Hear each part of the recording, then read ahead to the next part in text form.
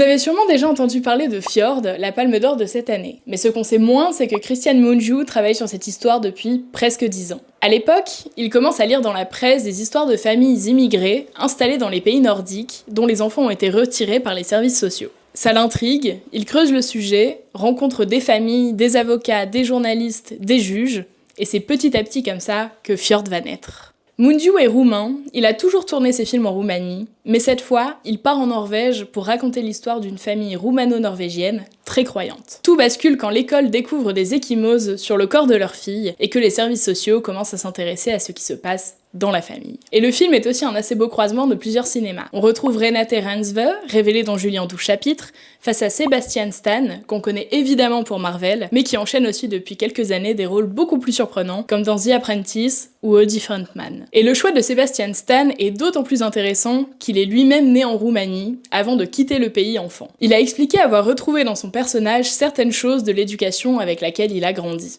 On a eu la chance de découvrir le film en présence de Christian Mungiu au Festival de La Rochelle, et il nous a expliqué qu'il aurait l'impression d'avoir raté Fjord si on ressortait simplement conforté dans les opinions qu'on avait en entrant. Et c'est exactement ce qui rend le film aussi prenant. On se fait très vite un avis sur les personnages et sur ce qui s'est passé, mais Mungiu ne nous laisse jamais nous installer tranquillement dans nos certitudes. Parce que derrière cette histoire, Fjord parle surtout de quelque chose qu'on connaît tous assez bien, notre tendance à rester entre gens qui pensent comme nous, et à ne plus vraiment écouter les autres. Alors si vous entendez beaucoup parler de Fjord en ce moment, franchement, c'est à raison. Et ne vous laissez surtout pas arrêter par ces 2h26, on ne les a vraiment pas vus passer. Allez-y avec quelqu'un, la discussion en sortant fait presque partie du film.